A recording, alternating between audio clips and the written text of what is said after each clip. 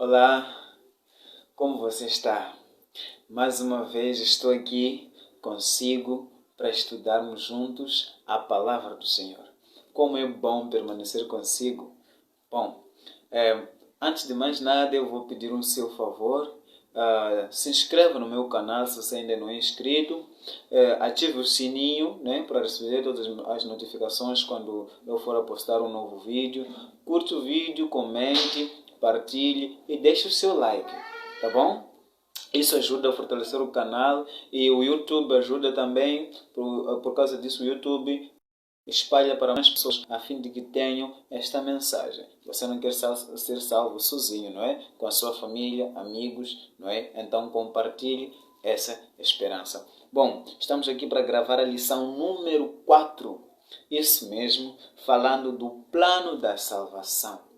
Hoje vamos falar do plano da salvação. Antes de mais nada, para nós conseguirmos entender como deve ser, eu peço para que eu e você possamos orar.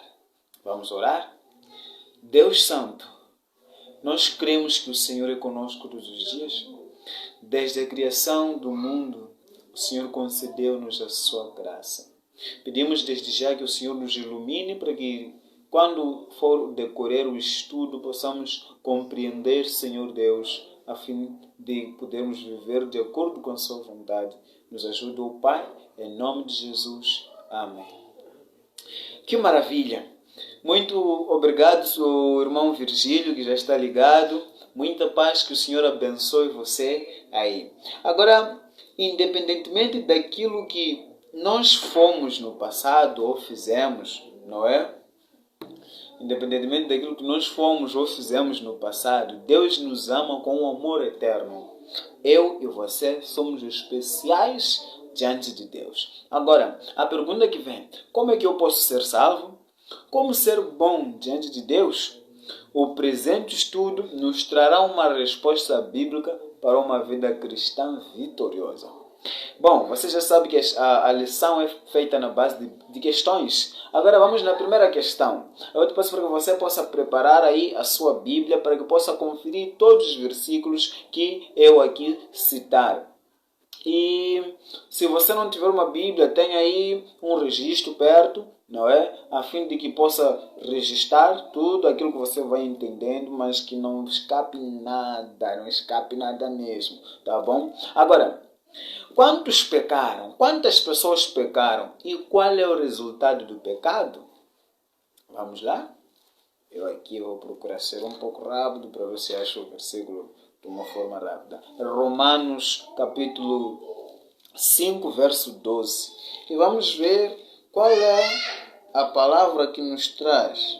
E diz assim: pelo que, como por um homem entrou o pecado no mundo, e pelo pecado a morte, assim também a morte passou a todos os homens, por isso todos pecaram.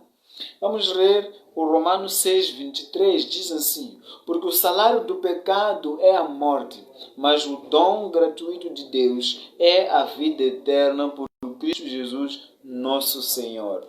Você conseguiu entender? Todos os homens pecaram e o resultado do pecado é o que? É a morte. O salário do pecado é a morte. Ninguém escapa disso, amigos. Todos nós pecamos. Tá bom? Agora vamos na pergunta número 2. Qual foi a reação de Deus quando Adão pecou? Será que Deus ficou furioso? Poxa, você é Adão, será que você não conseguiu entender aquilo que eu te expliquei? Eu disse para você não comer isso. Será que ele reagiu dessa forma? Bom, vamos lá ver Gênesis, o primeiro livro, terceiro capítulo, nos versos 8 a 10. Vamos ler. Aqui lemos: e ouviram a voz do Senhor Deus, que passeava no jardim pela viração do dia. E escondeu-se Adão e sua mulher da presença do Senhor Deus, entre as árvores do jardim. 9. E chamou o Senhor Deus a Adão e disse-lhe: onde estás? E ele disse: ouvi a tua voz soar no jardim e temi, porque estava nu e escondi-me. Você compreendeu esse texto? A reação de Deus aqui nesse texto, você conseguiu entender? Ele não reagiu de uma forma agressiva. E eu te faço uma questão. Deus perguntou a Adão, onde é que estás? Você sabe que Deus é onisciente, onipresente e o que é onipotente. De certa forma, ele sabia onde é que Adão estava. Agora te pergunto, por que Deus fez essa questão a Adão? Para que Adão se sentisse à vontade de se achegar a Deus, poder confessar o seu pecado. Tá bom? Deus reagiu de uma forma mansa. Ele foi atrás do ser humano de forma mansa. Agora que eu e você possamos ser mansos ao repreender aqueles que nos decepcionarem. Tá bom? Vamos na terceira. Qual é a condição da natureza humana após o pecado? Gênesis 6, Gênesis 6, 5 diz assim: E viu o Senhor que a maldade do homem se multiplicara sobre a terra, e que toda a imaginação dos pensamentos do seu coração era só má continuamente. Mas vamos lá ver mais um texto. Aqui ainda não estou completamente satisfeito. Agora, vamos lá ver Salmos 51, 5. O que é que nos diz? Queremos saber qual é a condição da natureza humana após o pecado. Agora, vamos lá. Vamos lá ver os Salmos. Opa, Salmos 51. Está a demorar eu achar. Opa, achei. Agora, diz assim: Eis que em iniquidade fui formado, e em pecado me concebeu minha mãe. Mas falta mais um pouquinho. Bora lá.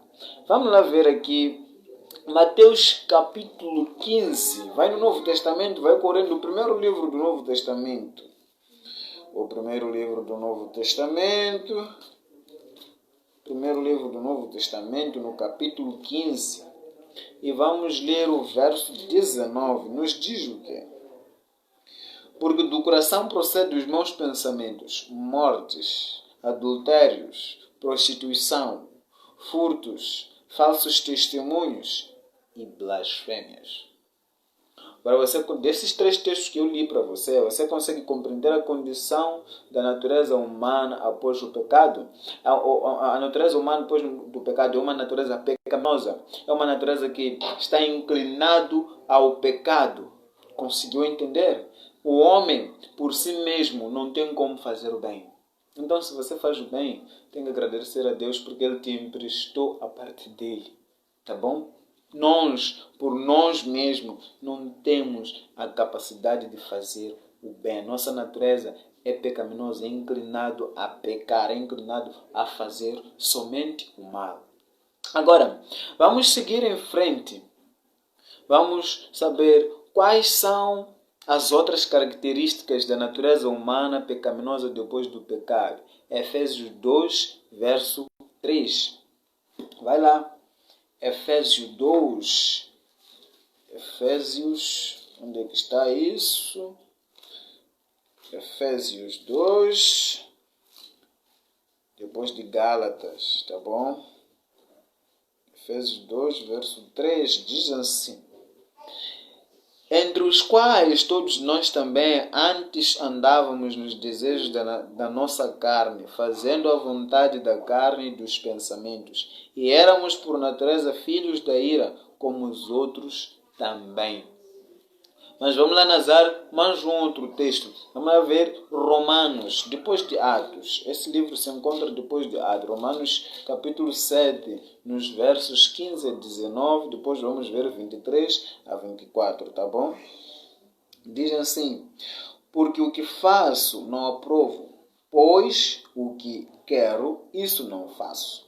Mas o que aborreço, isso faço. E se faço o que não quero, consinto com a lei, que é boa. De maneira que agora já não sou eu que faço isto, mas o pecado que habita em mim. 18. Porque eu sei que em mim, isto é, na minha carne, não habita bem algum. E com efeito, o querer está em mim, mas não consigo realizar o bem. 19. Porque não faço o bem que quero, mas o mal que não quero, esse faço. 23. Mas vejo nos meus membros outra lei, que batalha contra a lei do meu entendimento e me prende debaixo da lei do pecado, que está nos meus membros. Miserável homem que sou! quem me livrará do corpo desta morte? Você conseguiu entender? Essas são outras características do ser humano. O ser humano quer fazer o bem, mas não consegue. Você já ouviu aquelas conversas, aquelas palavras, quando alguém diz, sabe, mas eu não queria, mas eu fiz, não sei por que eu fiz. Então, é isso mesmo. Essa é outra condição da natureza humana após o pecado. Prosseguindo, qual foi o plano de Deus para nos salvar da morte eterna? Deus viu que os pensamentos do homem são continuamente maus. A natureza humana, outra é poder querer fazer o bem, mas não conseguir realizar. Agora, quais medidas Deus tomou para que nós, nessa nossa fraqueza, pudéssemos ter como habitar na justiça de Deus? Vamos lá ver no primeiro livro, terceiro capítulo, no verso 15. Nos diz o quê? Desculpa, João. Vamos lá ver no João o que é que nos traz. Qual foi o plano que Deus teve? João 3,16 diz assim: porque Deus amou o mundo de tal maneira que deu seu Filho unigênito, para que todo aquele que nele crê não pereça, mas tenha a vida eterna. Você compreendeu isso, amigo? Para que nós pudéssemos ser salvos da morte eterna, de nós sermos extirpados, não existirmos mais, Deus teve que entregar o seu único Filho, Jesus Cristo, para que na cruz Ele morresse, a fim de que eu e você pudéssemos ter a vida eterna. Isso é tão sério, mas muito sério mesmo. Agora, o que eu posso fazer para compensar essa morte? Simples. É entregar a sua vida para Ele. Agora, vamos ver o que Jesus fez em nosso lugar na cruz, afinal de contas. Vamos ver Isaías 53, verso 3. Isaías 53, isso está no Antigo Testamento. Isso está no Antigo Testamento. Depois de Cantares, isso, você vai procurar este livro depois de Cantares de Salomão. O que é que nos diz? O que é que Jesus fez no nosso lugar? 53:5 fala assim: mas ele foi ferido pelas nossas transgressões e moído pelas nossas iniquidades. O castigo que nos traz a paz estava sobre ele, e pelas suas pisaduras fomos sarados. Mas vamos lá ver um outro texto, não é? Vamos lá ver primeira carta de Pedro, capítulo 2, verso 24. O que é que esta carta nos fala? A primeira carta de Pedro,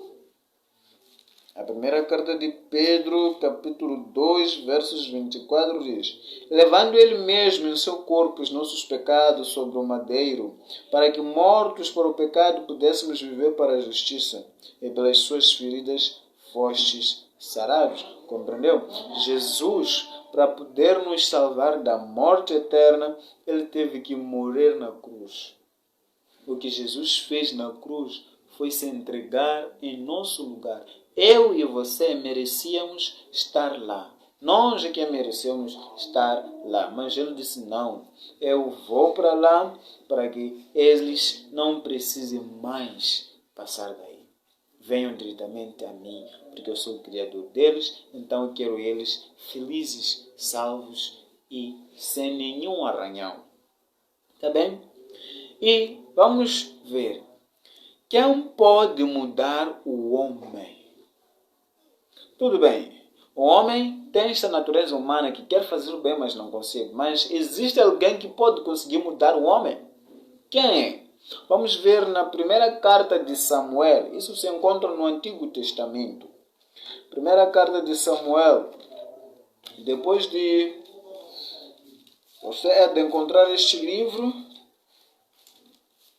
Depois de Ruth. Você encontra este livro depois de Ruth, no capítulo 10, verso 6. Diz assim. Capítulo 10, verso 6. Diz o seguinte: E o Espírito do Senhor se apoderará de ti, e profetizarás com eles, e te mudarás em outro homem. A única pessoa que pode mudar um homem, meu amigo, minha amiga, é Deus. Somente Deus, não há outro que pode mudar um homem. Eu e você não temos tal poder para nos mudarmos a nós mesmos. Somente Deus é capaz de mudar um homem. Então, que eu e você possamos nos entregar a Ele. Mas vamos ver o outro texto para sabermos. Abra a sua Bíblia em João, capítulo 8, verso 32. Vamos ver o que está escrito. João, capítulo 8, verso 32, diz assim: E conhecereis a verdade vos libertará. Um versículo curtinho, né? Decorei. Bom, conhecereis a verdade vos libertará. Isso é verdade. É o que você precisa saber. O que pode mudar a ti é Deus mediante o conhecimento do quê? Da verdade. Sacou? Agora, que bom que você conseguiu entender essa parte. Mais uma vez, vamos poder entender uma coisa. Podemos ter a salvação pelas nossas boas obras que praticamos? Será que quando eu dar esmolas eu posso entrar no céu? Será? Mas chega um pouco pertinho. Chega perto. Aí onde você está, levanta, chega perto da tela. Aproxima a tela. Vamos ver isso em Efésios 2, verso 8. Ainda no Novo Testamento, depois de Gálatas, vamos ter o livro de Efésios, tá bom? Ainda no capítulo 2, depois de Gálatas, temos o livro de Efésios. Vamos logo para o capítulo 2 e vamos logo para o verso 8. E assim nós lemos, dizem-se: porque pela graça sois salvos, por meio da fé. E isto não vem de vós, é dom de Deus. Preste muita atenção aqui no verso 9. Prestar muita atenção. Nos diz o seguinte: não vem das obras, para que ninguém se glorie. Conseguiu compreender? Compreendeu? Pela graça sois salvos. Isso é dom gratuito de Deus. Não vem de obras para que ninguém se glorie. Mas vamos lá ver o outro texto que está em Gênesis 2, 24. Vamos ver o que esse texto nos diz.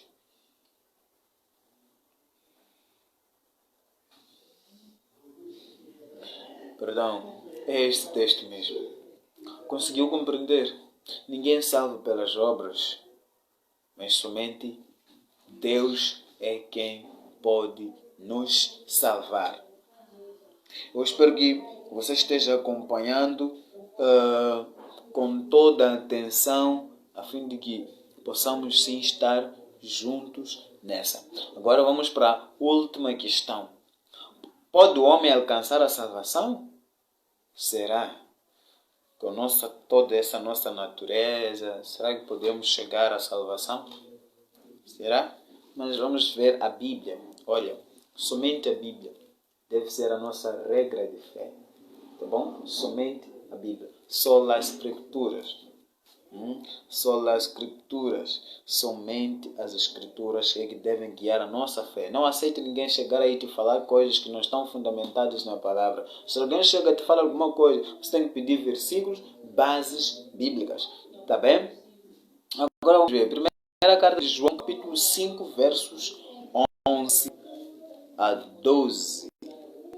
Mas primeiro vamos ler Hebreus, tá bom? Hebreus 5:9. Hebreus 5:9, que nos fala aqui, nos diz o seguinte: e sendo ele consumado, veio a ser a causa da salvação eterna para todos os que lhe obedecem. Agora grave isso bem, não pode se esquecer, tá bom? Gravar isso bem, mas vamos correndo antes de nós nos esquecermos para a primeira carta de João, capítulo 5, verso 11, diz assim: e o testemunho é este, que Deus nos deu a vida eterna, e esta vida está em seu Filho. Quem tem um filho, tem a vida. Quem não tem um filho de Deus, não tem a vida. Agora, você conseguiu compreender que nós podemos ter sim a salvação. E nós só podemos ter a salvação mediante o Filho de Deus. Cristo Jesus. Ele é a causa da salvação eterna do homem. Agora, você compreendeu tudo aquilo que eu falei aqui? Faça-me lá o resumo, escutando. Resumo. Faça resumo. Ok, eu vou fazer a recapitulação. Após o homem pecar, Deus foi procurá-lo e lhe deu a certeza de que Jesus morreria em seu lugar. Jesus é o Cordeiro de Deus. Ele tomou sobre si as nossas enfermidades, tomou sobre si os nossos pecados. Após o pecado, a natureza humana ficou depravada e o coração do homem só imagina coisas más. O Espírito Santo é quem muda a natureza do homem e implanta a lei de Deus no seu coração. A salvação depende de nossa fé em Cristo Jesus. Agora você conseguiu compreender essa recapitulação breve? Temos o compromisso de fé. O compromisso de fé de hoje é maravilhoso. Se você crer nisso e pôr isso no seu coração, para com Deus, você verá que Deus vai mudar a sua vida. Primeiro, creia no plano idealizado por Deus para a salvação do homem. Qual é esse plano? De ter entregado o seu Filho para que na cruz morresse, a fim de nos tirar das garras da morte, das garras do pecado. 2. Aceite o trabalho do Espírito Santo para transformar a minha natureza. Amém. Se você aceitar isso, creia que Jesus vai mudar a sua vida. Você vai mudar, vai ser uma nova pessoa, uma pessoa diferente que fará o bem, aquilo que agrada ao Senhor. E terceiro, quero entregar o coração a Jesus, aceitando-o como meu Senhor e Salvador. Sabe, meu amigo, antes de terminar aqui, eu quero te falar uma coisa. A principal coisa que um homem pode fazer, ou a maior decisão que um homem em vida pode fazer, é aceitar Jesus Cristo como seu Senhor e Salvador. E se você ainda não fez isso, faça agora. É urgente. Aceite Jesus como seu Senhor e Salvador para poder ter a salvação. Sem Jesus, amigo, desculpa, a notícia é má. Você não vai ao céu. Sem Jesus, não tem salvação. Vimos ali, nesta carta que nós lemos, primeira carta de João, capítulo 5, verso 12. Diz que quem tem o Filho de Deus tem a vida. E quem não tem o Filho de Deus não tem a vida. Então, se você não aceitou Jesus como seu Senhor e Salvador, não tem como ir ao céu. Você não tem como ser feliz. Você não tem salvação. Você não tem vida. Você somente não sei como te classifico, mas se você não tem Jesus, infelizmente, amigo, as coisas não estão boas. Então, hoje, agora, aceite Jesus como seu Senhor e Salvador, arrependa-se dos seus pecados, converta-se, confesse os seus pecados a Ele. Sabe o que é que a palavra nos fala lá em Provérbios, capítulo 28, verso 13? Deixa eu ler um pouquinho para você. Deixa eu ler aqui um pouquinho. Provérbios 28, verso 13. Diz assim: o que encobre as suas transgressões nunca vai prosperar, mas o que as confessa e deixa alcançará misericórdia. Então, confessar os seus pecados a Cristo, para Ele perdoar e você ser uma pessoa feliz. Gostou da mensagem? Compartilhe, deixe o seu like. E se inscreva no canal, ative o sininho para que sempre que eu colocar um vídeo novo aqui no meu canal, receba a notificação de que já entrou um vídeo novo. Sempre todos os domingos, assim como os sábados, nessas horas, tenho colocado um vídeo novo. E nos encontramos lá, tá bom?